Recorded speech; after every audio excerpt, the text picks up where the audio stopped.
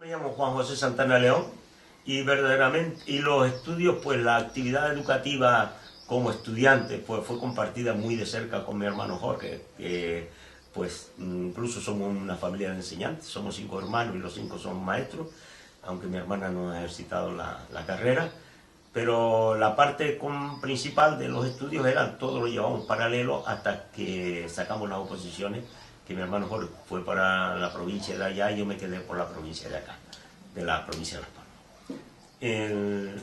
Pues yo creo que el recuerdo que tengo es que en la escuela yo fui que ya sabía leer y escribir, que íbamos con 6 años, porque tengo una imagen de mi madre pues dándome clase ella, enseñándome a leer, enseñándome a escribir. Ella hacía cualquier actividad en la casa y nosotros al lado con el librito o lo que quiera, la manera que teníamos, pero siempre era aprendí. Después también en la escuela pública, pues estuvimos en una escuela pública como la que había en Mague, como todos los alumnos del pueblo de Mague, donde los maestros que recuerdo pues de Mague serían Eloísa, don José, uno de Gran Canaria, y don Domingo Barreto, que fue el más que me dio clase a mí, que incluso nos preparó hasta para bachillerato. El maestro que teníamos, pues yo que sé, es una cosa curiosa, pero es muy significativo lo del maestro que teníamos en aquella fecha. Era un maestro que sus ideas políticas y religiosas no coincidían en la época, incluso fue un hombre perseguido por su momento, pero daba religión como una asignatura más.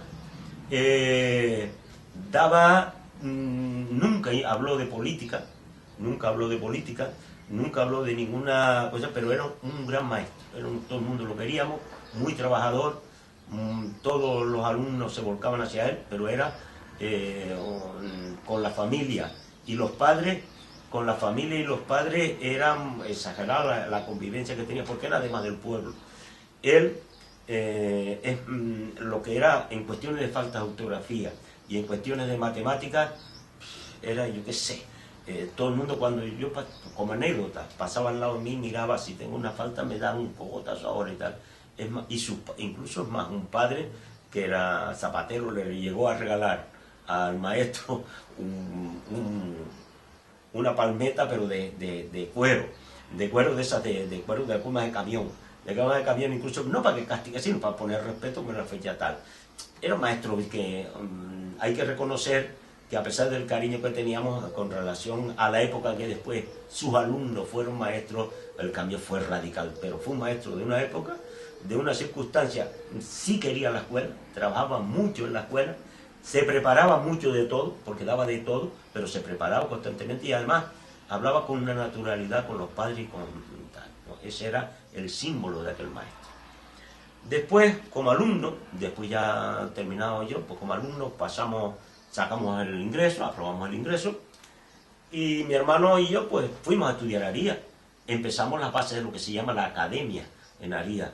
Fuimos los primeros alumnos de una academia, que ya empezamos a estudiar primero de bachiller, donde teníamos como maestros pues a Aida Reyes, teníamos a Josefina la farmacéutica, teníamos a Domingo Barreto también de maestro, teníamos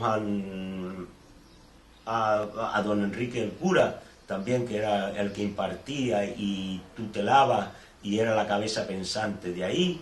Estaba también Enrique Rodríguez, también es decir, esos fueron un poco los que me dieron clase a mí, pero el núcleo principal de la enseñanza de Aría lo manejaba la parte de ciencias, que era la farmacéutica, doña Josefina Calvo, y la parte de letras, que lo dominaba don Enrique Dorta. Los demás eran un poco más o menos todo lo demás. Ahí había que estudiar. Nosotros la clase incluso la dábamos en el ayuntamiento, en donde lo que era la zona de la biblioteca vieja, donde estaba la biblioteca vieja, y era un maestro que allí todo el mundo pues le gustaba, ese era exigente. Yo hay conductas de castigo y no castigo, de premios y no premios, no reconocí, no vi nunca nada. El premio era que si tú te ibas a examinar y te tenías que saber todo, porque para irte a examinar en Arrecife pues había que examinarse de todo y saber de todo, pues, y el que no, pues mira, a suspender y a repetir y tal, pero éramos respetuosos porque era la enseñanza que habíamos recibido. Después en la academia, después nosotros terminado ya el bachiller, me examino el magisterio, apruebo el magisterio, apruebo el ingreso en la escuela de magisterio, pero yo no fui nunca a ningún centro oficial, ni mi hermano Jorge tampoco. Nosotros estudiamos aquí, en Mayo. Y las clases, pues no. ¿Y quién nos preparaba? Otro maestro, Eugenio Torres. Nos preparaba también Ginés Espino, Clarisa Arma, Curvelo Arma, también después Joaquina Betancourt. Fueron los 4 maestros que me prepararon. Y dice, bueno, pero ¿cómo puedes preparar magisterio otro maestro? Pues mira, la historia del municipio es el que más sabía enseñaba al que menos sabía. Y una anécdota que era importante, porque no era era difícil encontrar quien diera clase, sino que también era difícil encontrar libros. Es decir, los libros que uno estudiaba eran libros ya arrugados porque era pasado por no sé cuántas manos. Y luego adquirías apuntes de gente, incluso para comprar el material, aunque tuvieras dinero para comprarlo, era difícil porque no era fácil estar al tanto de lo que pedía la universidad en aquella fecha. Siempre coincidías con algún amigo, con alguien que te lo preguntaba, mira, dice que está pidiendo tal profesor tal cosa, cómprame los apuntes, y tú comprabas los apuntes y tú te los tenías, pero al final eras tú estudiando y otro preguntando. Pero los maestros que teníamos entre uno y otro eran mi hermano Jorge, me preguntaba a mí y yo le preguntaba a él. Me preguntaba a mí y yo le preguntaba a él, y cuando todos los teníamos los libros y todo era preguntar. Y decíamos, bueno, ¿y los análisis gramaticales y los resolvemos? Pues comprábamos libros de análisis gramatical, de comentarios de texto y de matemáticas y de física y química, pero con problemas resueltos. Entonces mi hermano me marcaba problemas a mí, yo se lo marcaba a él, tapábamos los resultados y después cuando estaba el problema de este y del otro nos comentábamos. Y lo mismo pasaba con los comentarios de texto. Sí, unos a otros manejándolo, y lo mismo hacían los maestros a nosotros, las que yo te cité antes en la enseñanza, pues nos hacían. Pero, y nos examinamos, teníamos que saber todo, no sabían ni lo que te iban a preguntar, ni el libro era entero, y tú tenías que saberte el libro entero. Y así llegamos y aprobamos también, y preparamos las oposiciones con esa gente que te acabo de contar, que también me ayuda a prepararlas, y estudiando, y así, pues sacamos las oposiciones directamente. Yo no di clase nunca de interino, sino que según terminé, pues me preparé las oposiciones un año y ya está. Y eso fue así todo lo que había. Pero ahora te voy a contar lo de la academia, que era, yo fui maestro con 16 años. Dice, pero ¿cómo puede ser eso con maestro con 15 años y pico, 16 años? Pues sí, con 15 años y medio, 16, porque yo ya tenía el bachiller. Cuando yo empecé a estudiar magisterio ya me hice maestro, a enseñar a los chicos que estaban en el pueblo de Mague y en el pueblo de Aría algunos, que estaban estudiando, y en el pueblo, en la zona de Ye, venía incluso hasta gente de Ye, para nosotros darle clases porque querían prepararse el ingreso, cuando no estaban preparándose de primero o de segundo, de bachiller. Claro, nosotros ya habíamos pasado por el bachiller, ya estábamos estudiando magisterio, ya sabíamos más, no que fuéramos ningún fenómeno, pero sabíamos más. Y entonces todo ese sistema ¿y qué método empleábamos de maestro? El que habíamos recibido. El que no estudiaba, lo sentíamos por él, pero tenía que estudiar quisiera o no quisiera, porque esa es la escuela que nosotros habíamos aprendido y es la que estábamos a su vez practicando como maestros, estudiando magisterio. Es decir, aquí estudiaron mucha gente también, porque nosotros también les dimos clase, porque nosotros también les dábamos clase, es decir, preparábamos el bachiller, las asignaturas que nos iban bien en otro lado se las preparábamos, verano, no sé qué, y al mismo tiempo pues éramos maestros, agricultores, alumnos y de todo un poco, hasta que a partir de 21 años pues ya tenía yo ya las oposiciones, me destinaron a Gran Canaria, a Galda, y a partir de ahí empezó la vida profesional. 2 años en Galda, 1 año en La Vegueta, otro año el del cuartel me tocó en el Benito Méndez y el resto en Aría. Toda mi vida profesional la pasé en Aría, se puede decir. 40 años fue la vida profesional de docente, por el 36 fue la vida profesional como maestro en Aría. A los 61 años pues ya me retiré, y pues de 21 a 61 son 40 años, de los cuales 36 fueron en Aría la totalidad, compartidos unas veces con actividad política. Prácticamente los primeros años, la totalidad de los primeros años, yo calculo de los 36 por lo menos por lo menos, quitando los 10 o 12 últimos años que estuve pues al Cabildo, dedicado al Consejo del Cabildo, los demás fueron todos impartiendo clase en Arías, que aunque era político en Arías, también daba clase. No era liberado, no era el político liberado. Tengo muy buenos recuerdos. Muy buenos recuerdos porque había un equipo de personas humanas. Nosotros los maestros éramos gente del pueblo y conocíamos a la familia. Y como conocíamos a la familia, nosotros actuábamos de acuerdo con las posibilidades y conocíamos al alumno. Y había mucho orden, pero había una cosa clara que era importante, que yo creo que es la clave del resultado de Arías. Y es que Arías era un pueblo noble, con una cultura, es decir, con una preocupación por la enseñanza, como yo no sé, creo que en Lanzarote poco lo tenía. Todo el mundo quería que sus hijos estudiaran, pero había algo que estaba por encima de todo: los padres colaboraban. Los padres colaboraban. Los padres se sentían preocupados por sus alumnos, y el alumno, aparte de que el maestro pudiera ser riguroso, exigente o lo que fuera, había algo que funcionaba por encima de todo. Al alumno que le dijera, el próximo miércoles, pues nosotros nos reuníamos los miércoles por la tarde con los padres, el próximo miércoles dile a tu padre que tienes que venir tú con él. Se acabó el problema del alumno. El alumno que se portaba mal, como lo mandáramos a buscar con el padre, a partir de ese momento el alumno cambiaba rotundamente. El alumno que era un vago, que tú lo veías que era un vago, tal. Al que veíamos que no alcanzaba posibilidades, no le decíamos, mira, tú ven, si no ven, intentaba llegar y avanzar con el propio alumno lo máximo de tal.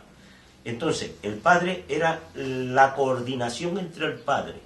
El alumno era muy importante.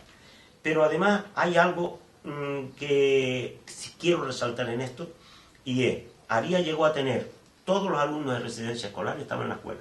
Hoy están compartidos entre instituto y escuela. Antes estaban en la escuela. Yo creo que había unos 50, 60 alumnos de residencia escolar. Y los alumnos de residencia escolar que llegaban a Arías eran alumnos que no querían en los centros de Lanzarote, principalmente Arrecife. Todos los que eran problemáticos en Arrecife los mandaban para Arías. Llegaban a Arías, y esos alumnos que eran problemáticos, que eran de no sé qué, que eran no sé cuántos, la primera semana estaban dislocados. A la segunda semana ya formaba parte del equipo de Arías, integrados en Arías. Y esos chicos, con esas conductas que llegaban, porque eran de familias estructuradas, conductas de lo que quiera que fueran, pero sí eran niños, muy buenas personas, eran buenos niños, eran niños además cariñosos con el maestro y tal. Y cuando tú le ponías cariño, ellos se integraban totalmente. Pero claro, llegaban, y además había un detalle: el lunes que llegaban, eso llegaban dislocados porque venían de su casa. Y el viernes se iban con un alumno más de Arías. Es decir, pero contamos, habían 60, 50 y pico, 60 alumnos integrados, que ninguno los quería en otro sitio. Sin embargo, en Arías no había problema. ¿Por qué? Porque el equipo humano que había allí de la escuela, los alumnos de los colegios de Arías, el orden que ponía la residencia escolar. La residencia escolar es un ejemplo de conducta y de comportamiento y de trato, y la residencia escolar era otra escuela. Y el maestro de la residencia escolar iba, se sentaba con el maestro del colegio, y a cada momento tenía, cuando había un problema, cuando no lo llamábamos, cuando no, es decir, era otro maestro, y cuando decía, mira, este niño no está estudiando en esto, y luego llegaba y le daba clases de esa materia que no sabía. Es decir, que el alumno se veía los avances. Se le veían mucho los avances. Y además, también no solo eran de Arrecife, también los residentes, se me olvidó, se quedó la residencia principalmente por los alumnos de La Graciosa. Para que La Graciosa tuviera alumnos de segunda enseñanza, se creó también la residencia escolar, principalmente con eso. No para traer alumnos que no quisieran de Arrecife, sino nosotros no se creó con esa intención, sino para que los alumnos, que en aquella fecha había gente en los valles, gente en la montaña viviendo, había gente viviendo en Temisa, que no vivían en pueblos, sino estaban. Entonces la idea de la residencia escolar es, esos alumnos que estaban, para que no estuvieran yendo y viniendo, vamos a crear ese centro que se llama, y traer principalmente a los niños de La Graciosa, y a esos que vivían en esos cortijitos ahí, pues también vinieran. Esa fue la idea. Pero claro, como eso no se cubría de todo, lo compartía, y la gente que le generaba un problema en las escuelas pararía. Pues en Arías nosotros no lo despreciábamos a nadie, la verdad. Pero era un ejemplo de cómo un alumno, si se siente a gusto, si hay una colaboración por un lado, y aquel alumno es más, aquel alumno de residencia que no funcionaba, mandábamos a pedir al padre. y no entraba al colegio hasta que no viniera el padre. Entonces, como el padre, por la parte que le tocaba, que tenía que venir dejar de trabajar para poder venir, si no el niño no entraba en la residencia ni entraba en el colegio, pues el padre no le quedaba más remedio que también colaborar por resolver el problema. Y ese tipo de enseñanza de esa forma de colaborar, de participar, de sentirse integrado, yo creo que se debe de recuperar como ejemplo para la enseñanza que tenemos ahora. Yo no sirvo para la enseñanza de ahora, porque no sé. Yo no puedo admitir que un alumno me diga las palabrotas que hoy se dicen. Que hoy me diga, ¿y tú qué te crees? O que llegue un padre dando gritos a un colegio y el maestro no es nadie. Donde además, pues, hoy prima más los papeles que la enseñanza. Hoy te aburren de papel. En la época de antes, te puedo decir, y eso sería bueno que se estudie en Aría. Yo invitaría a que se estudiara a los alumnos de Aría en la época que nosotros estuvimos. En Aría, el alumno, a lo que se le exigía a un alumno de la segunda etapa, si se le exige hoy lo mismo, yo creo que no aprueba. No aprueba. Pero a la exigencia que tenía, habían las notas que sacaban los chicos, la mitad eran notables y sobresalientes. La mitad de la matrícula notable y sobresaliente.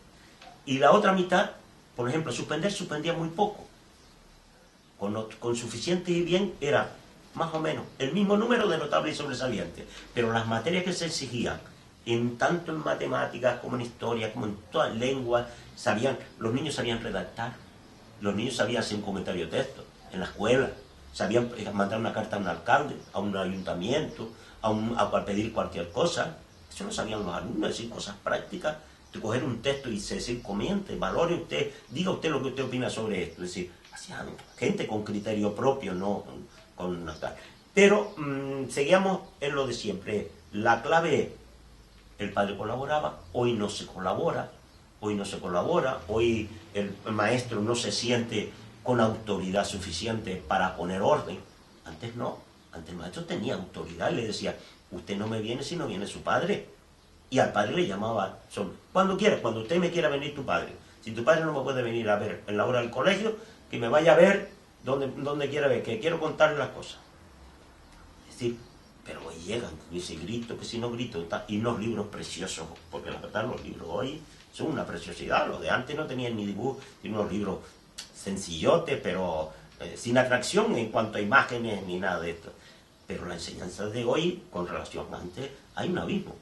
Sobre todo porque yo creo que ni el maestro, depresiones, no había maestros con depresiones, ni alumnos con depresiones, ni alumnos porque tenían no sé qué, con no sé cuánto, antes ni había maquinitas, ni no maquinitas. Antes el alumno jugaba al recreo, al baloncesto, al fútbol, a lo que cada uno le daba la gana, y venía con los deberes hechos, con todo, porque además mandábamos un montón de deberes, y los traían bien hechos, pero la madre le ayudaba, y había incluso la madre dice, mire, yo hay cosas que no le puedo ayudar a mi hijo, y nosotros le decíamos que yo no le puedo, porque la madre incluso se sentaba con el hijo para colaborar y ayudarle, y decía, ay, mi hijo ya sabe más que yo, pero no importa, no importa, el trabajo suyo es que su hijo cumple. Es decir, había una obligación en el colegio y había unas obligaciones del alumno para con la escuela en la casa, que no eran muchos deberes, un poco. Mira, eso es relativo.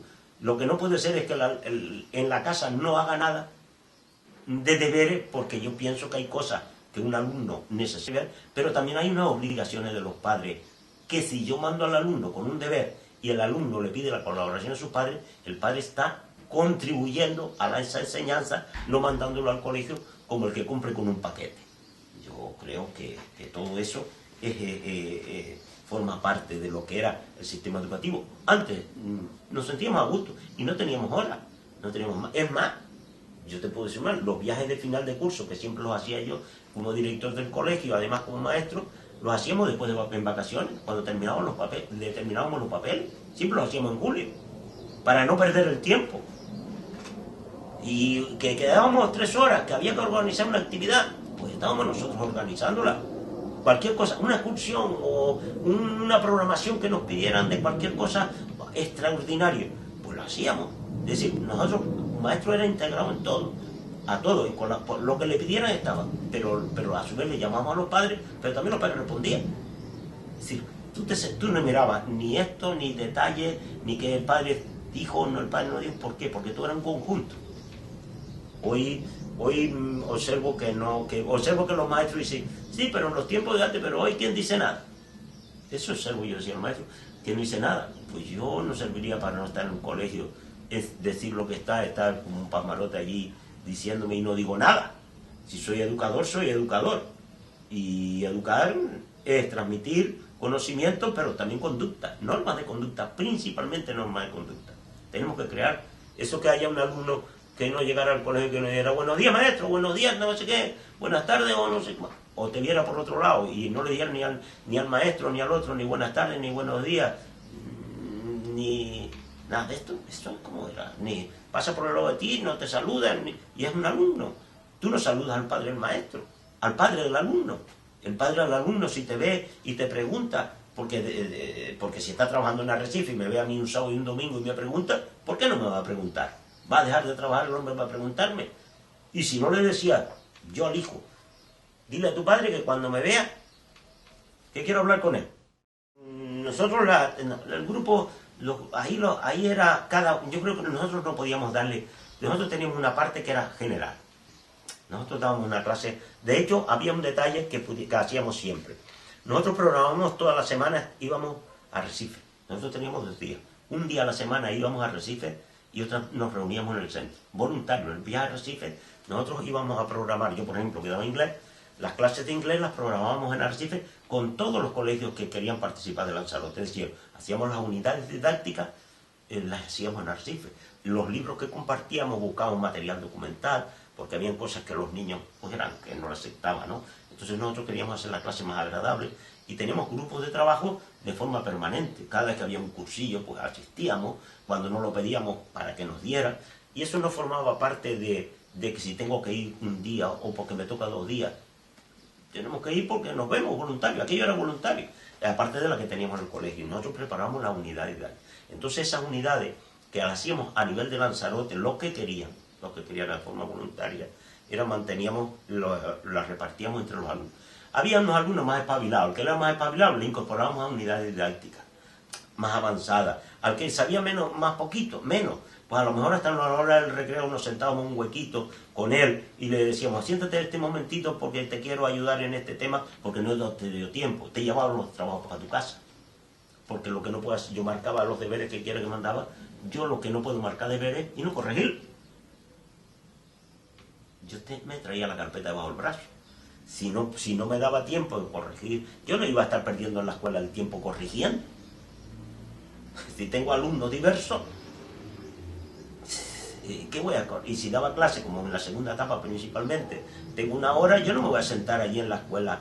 Me sentaba los papeles, me los llevaba, y aquel detalle que tú tenías, luego cogías al alumno en particular del tema de aquello, pero normalmente la enseñanza, en una parte era muy importante, era individual, si dijéramos, aunque tú hablas en carácter general, compartías a carácter general, luego por motivos distintos, aquel alumno que lo veía un poquillo que rezagado, que no llegaba, pues intentaba ayudarle, y ese te la tenías que ingeniar como fuera. Y el alumno que sacaba el grado escolar en Aría, terminaba el bachiller y sacaba la carrera universitaria.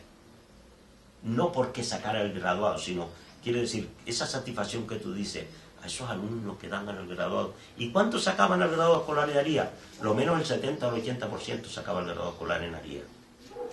De todos los que terminaban el octavo, sacaban el graduado escolar en Aría. Sacaban el octavo, la certificación, y luego iban a la universidad y no fracasaban. Y dices tú, entonces quiere decir que aquello que tú estabas repartiendo y impartiendo era muy positivo.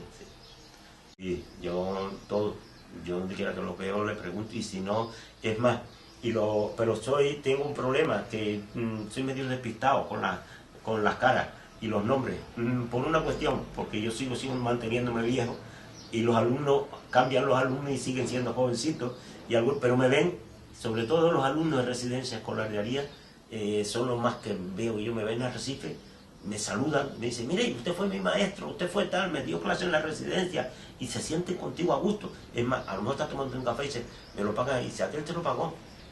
Y digo, porque dice, es que yo me dio clase en la residencia. Los alumnos de esa residencia que nadie quería, esos son los que me invitan con café todavía si me ven. Si fíjate tú cómo se sienten ellos agradecidos. Bueno, Ariel la Graciosa fue... ten en cuenta que en Arias y Magues había muchas casas de la gente de la Graciosa. La gente de Arias la gente está inscrita en Arias.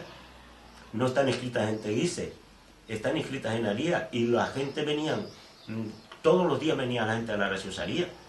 Venían a vender el pescado y se llevaban papas para allá. Pero aparte de eso tenían una relación familiar de su casa. Cuando tenía el médico, cuando se sentían a lo mejor por la palma venía a dar la luz o lo que fuera. Pero cuando la parte que no viví yo, sino que la que yo viví fue la del alumno del colegio, ellos venían incluso se puso una guagua para que vinieran el lunes, venían el lunes y el viernes al mediodía la guagua la cogía y lo llevaban en el barco. El lunes esperaba a que llegara el barco a traerlo y el viernes se lo llevaba. Y creo que es un disparate lo que han hecho, el crear la segunda enseñanza, poner segunda enseñanza en la Graciosa. Por una cuestión, el alumno tiene que abrirse en contacto. El alumno no, el ser humano se tiene que abrir en contacto, no meterte en los mundos cerrados. Un alumno es como si metemos a un chico en Arias, todo en Arias, metido en Arias y no conocer más que Arias. La sociedad no es Arias.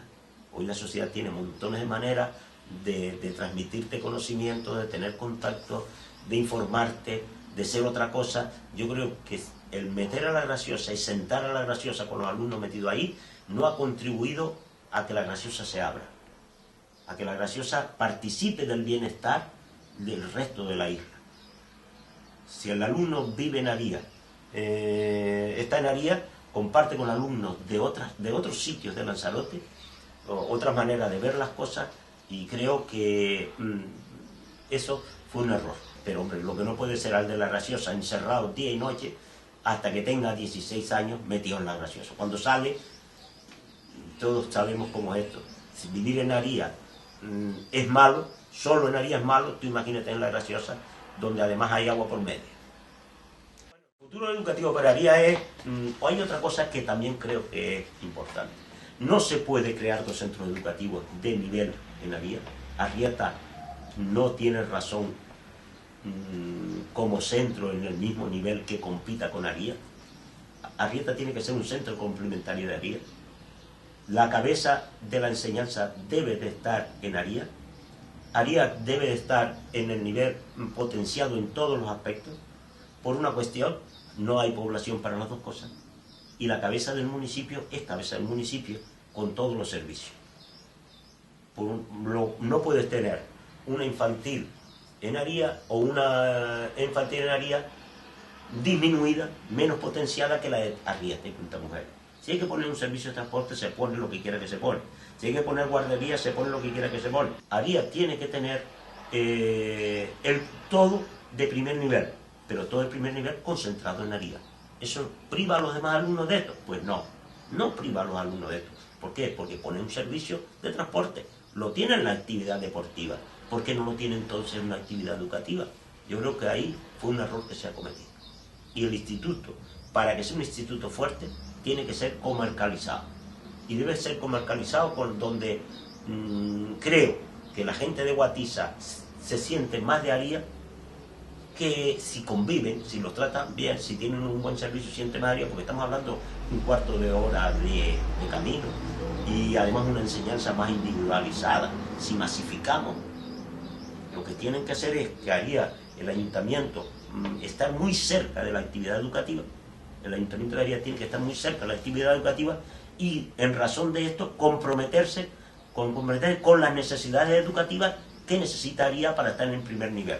Eso no quiere decir que el ayuntamiento de Arias esté desentendido. Pues no creo, pero tú tienes que estar como ocurrió siempre, ¿Por qué se creó? Arias no lo pidió, Lanzarote no pidió que tuviéramos la residencia escolar. Fue una necesidad de Arias.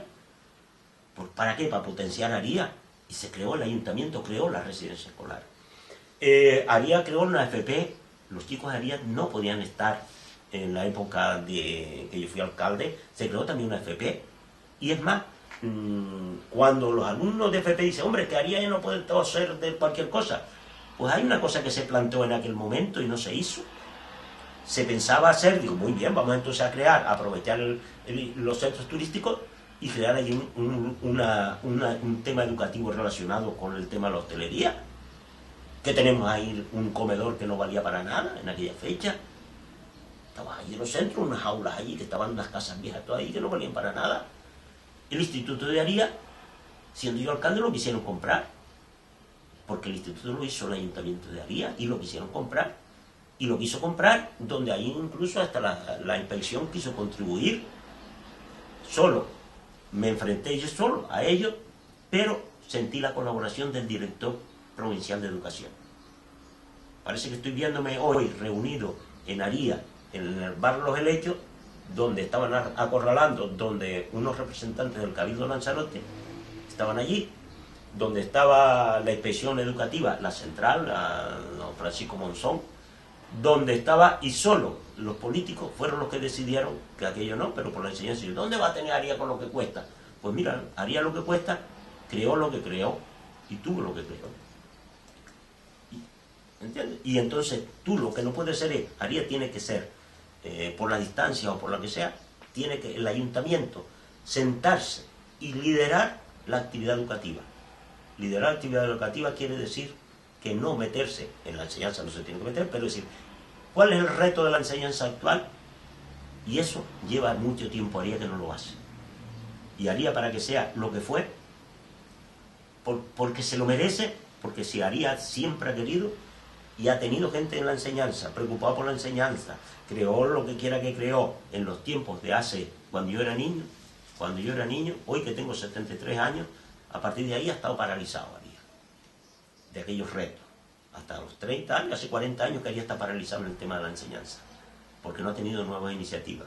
Yo creo que hay que poner iniciativas nuevas, partiendo del idioma y partiendo en la formación profesional, en lo que es la profesión de la gente, porque todo el mundo no es para estudiar, pero tampoco es lo que no puede ser un profesional con un nivel de formación bajísimo, porque si no, se convierte en algo que compite con un emigrante, en algo que compite con un emigrante de peón. El emigrante a lo mejor que viene con una formación tiene mejor puesto que el que vive en Arias. Entonces tú no puedes decir, hombre, que el emigrante no merece, sí, pero lo que no puede ser es que el emigrante venga a ocupar un puesto de trabajo y me lo ocupe porque yo no estoy formado. Pues en Arias tenía, cuando, en la época de que yo fuera alcalde, se creó había una biblioteca, era buena, la biblioteca que tenía Arias era una biblioteca importante, pero el director general, en la época aquella se constituyeron los teleclubs. Es decir, los teleclubs eran la innovación más importante, que fue Fraga, fue una idea de Fraga y Barnes. Por eso se llaman todavía, incluso algunos le quieren quitar el nombre porque procedía de Fraga.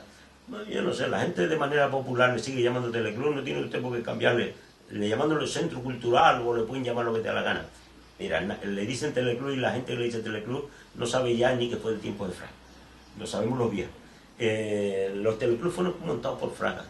Ayudados en los tiempos de aquellos, pero como obras comunitarias, es decir, en los tiempos de Fraga, pero no constituidos montados por Fraga, sino era en los gobiernos de aquella fecha, con dinero del IRIDA, una obra comunitaria, y luego se dotaba con dinero de información y turismo, de siendo Fraga en la época de esta. Es decir, nosotros hicimos unas obras comunitarias, se hicieron los teleclubs, pues se hicieron Taballesco, se hizo en Magues, se hizo una obra, se hizo en Taballesco, se hizo en Guinate, se hizo en Lleno, se hizo en Órsola, en Órsola tampoco, no, a ver, los teleclubs fueron Taballesco, Arrieta, Guinate y Magues. Y Magues se construyeron locales donde ahí el gobierno aportaba la biblioteca y una televisión. Y además una silla y unas mesas para que la gente trabajara y leyera y todo esto. Eso se hizo en el tipo de arte. En la época de Arias, después en la época que conseguí que dotar con 2000 libros, que me dio el director general de biblioteca que era el director de la escuela universitaria en Magisterio, no me acuerdo ahora cómo se llama, don Antonio, no me acuerdo, Antonio, bueno, que era que fue en aquel momento.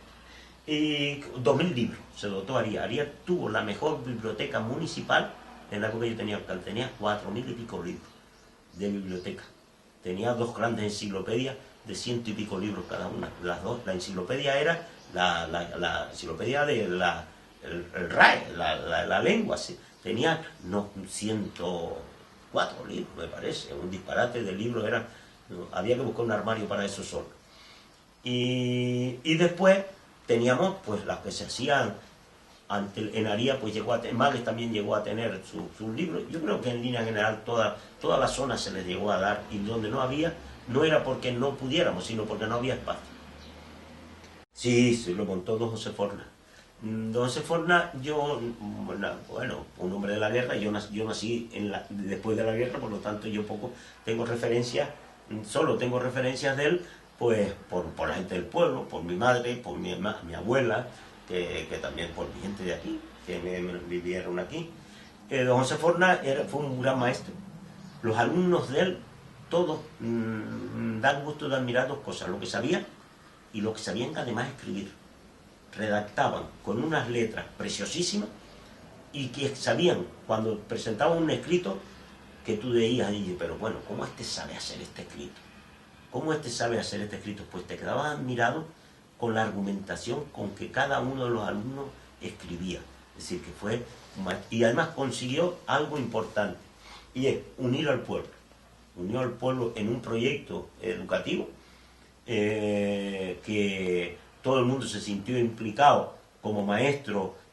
Después, a raíz del follón de la guerra, yo creo que cambió radicalmente su manera de ser. Hubo 2 Fornas, yo diría que hubo dos José Fornas. Un José Forna enseñante, que se preocupó por la enseñanza, y otro José Forna político, que yo creo que después no supo canalizar su formación política. Es decir, porque llegó a dividir el pueblo ideológicamente en 2. Había quien se sentía comunista sin saber lo que era el comunismo, quien se sentía luego republicano y sin saber lo que era la república, y había que se sentían otros perseguidos por aquello, porque incluso llegaron a sentirse, algunos dijeron, bueno, yo por ejemplo, me consta porque así me lo contaron algunos de ellos, de que hoy ya estamos hablando de gente de 100 y pico años, que algunos se sintieron dividiendo el mal país, repartiendo las propiedades de los otros. O sea, algunos, pues las propiedades entre los mismos hijos de una misma familia, sentirse divididos, 2, porque se sentían tan identificados con el maestro, para que veamos lo que es el poder del maestro, que logra convencer y logra ser un buen maestro, porque yo estoy seguro que no convencían porque se sentía identificado con el proyecto político. Era la misma, es la familia la que tú podías darle. Hay las familias que se preocupaban de que los hijos todos estudiaran, pero era una cuestión familiar. Hombre, yo como anécdota te puedo decir que el pueblo de Magues se sentía más, era distinto al de Aría en eso. La gente de Aría se preocupaba de que todos sus hijos estudiaran. En Magues no fueron lo mismo. En Magues no todos los hijos estudiaron, porque no todos sintieron el mismo apoyo que sentían la familia de Aría. La familia de Aría se sentía con mucho más preocupación para que los hijos estudiaran que la gente de Magues. Los de Magues sentían, y lo hablo porque estoy de aquí, sentían más interés en tener un cacho de tierra que a veces que en los estudios. Y es más, algunos, con gente de la edad mía, por ejemplo, recuerdo, cuando teníamos 10 años, me llevaba a cada momento a decir, ven para que veas el toro que me compró mi padre, que lo estoy engordando, y para después cuando yo lo venda esas perras son para mí. Y cuando después vendía el toro, y decía, me compró una finca mi padre y tal. En Aría no se decía eso. En Aría era estudio y más estudio, el pueblo más significativo de todo lo que sea estudiar como final lo tenía Aría. Y Magues era un pueblo muy trabajador, que quería que la gente estudiara, pero también quería que la gente trabajara en el campo, y había muchas familias que pudieron haber estudiado y no estudiaron no porque la capacidad no la tuvieran ni económica en nuestro lado, sino que priorizaron la finca y el trabajo del campo a todo esto. La labor de don Enrique en Aría yo en la parte mía como alcalde, lo llegué a reconocer como hijo predilecto del municipio. Se acordó incluso solicitar, porque no dependía ya del ayuntamiento, que el instituto llevara el nombre de Enrique d'Horta Alfonso. Yo creo que Arias le debe un favor, pero no el pueblo solo, sino todas las instituciones y además incluso hasta la isla, porque fue un ejemplo de un cura pobre que todo lo que daba y lo que pagábamos una parte de los alumnos del colegio lo dedicaba para que otros estudiaran, les compraban los libros, les pagaban la matrícula. Él iba como cura, iba vestido pues pobrecísimo, porque se notaba pobrecísimo, cuando él podía pues tener igual que mucha gente, como muchos curas. Es más, y todo, el 50% de la gente estudiaron gratis, pero estudiaban gratis que lo que pagábamos, le pagaban los otros y por lo tanto nunca cogieron el dinero, ni ninguno de lo que estamos hablando de los profesores cogían dinero, sino contribuían a esto y don Enrique pues era el que ayudaba y contribuía a todo esto. Y por eso digo que don Enrique, el pueblo de Arias le merece ese reconocimiento, que aunque se le reconoció como hijo predilecto del municipio en un pleno, y se le pidió que el instituto llevara la calle. Yo creo que el instituto de Arias debe de llevar el nombre de don Enrique d'Horta Alfonso. No debe llamarse Instituto de Arias, porque si se han puesto calles a otras personas que sí son importantes en el municipio de Arias, por una labor nada más que como buenas personas, pero por buenas personas, don Enrique era, pues aparte de lo que fuera como persona, era un profesor que gracias a él creó lo que es hoy instituto. Muchos estudiamos gracias a él y muchas generaciones, que yo soy de los más viejos, muchas generaciones también estudiaron, pero unos podían pagarse y otros no. Es decir, que dentro de ese 50% que me sorprende un montón que no haya, pues que no vea ese agradecimiento de ese municipio, porque aún está pendiente de reconocérsele eso. El seminario era, don Enrique lo preparaba para el instituto, para impartirlo allí, pero al que veía pues con alguna vocación religiosa. Yo fui de los que no me llamó nunca.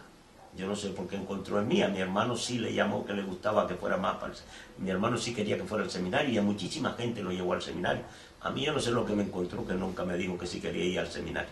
A mí me quería nada más que para los primeros viernes y los primeros sábados, pero nada más. Y entonces, pero don Enrique llevó mucha gente al seminario para contribuir a la enseñanza. Yo no creo que todo lo llevó para que fueran curas, ni estuvieran dedicados a monjas, ni estuvieran dedicados a nada de esto, ni a contribuir por la enseñanza, sino a crearle una formación, que luego esa formación contribuyera a acrecentarla, y luego la muestra lo tienen ahí, que siguieron también esas carreras universitarias, porque no creo que si todos los que mandó hubieran salido curas, Canarias hubiera tenido curas en todos lados, de Arias. Pero quedó, al final me parece que terminaron 3, una cosa así, solo 3, pero no creo que. La idea es preocupado por el estudio, preocupado además don Enrique no solo por el estudio, sino también por el deporte. Mantenía equipos deportivos y además se hacía primeros viernes, primeros sábados, novenas y no novenas, y ahí estaba don Enrique, lloviendo y no lloviendo, con una motita morriñosita, que no servía para nada, mojado, que llegaba mal, que me acuerdo, parece que lo estoy viendo ahora con la sotana mojada y todo, y con abrigado que no podía más donde meterse abrigado, pero él, aún enfermo y aún con gripe y aún mojado, hacía y cumplía el deber de formar a la gente, de enseñar la labor religiosa, y que la vida privada de cada uno, pues mira, pues pudiera gustarle o no pudiera gustarle. Yo a nivel personal no coincidía con él, pero no dejo de reconocer que Arias, la persona más importante en labor social que ha tenido, se llama don Enrique d'Horta Alfonso, y no coincidía con él. El maestro es una persona respetuosa. El maestro se metía en todo, pero no que se metía en todo porque quería meterse, sino que el padre le preguntaba. Lo veía en la sociedad, lo veían en la escuela, en la calle, lo veía en los entierros, lo veía tal, y preguntaba por algo. Y si no, el maestro, preguntaba, mira, mañana que venga tu padre. Y el alumno, ya el padre, o cuando me vea tu padre, de tal. Para contarle, y todo el mundo quería el maestro, y respetaba a todo, menos a estudiar también.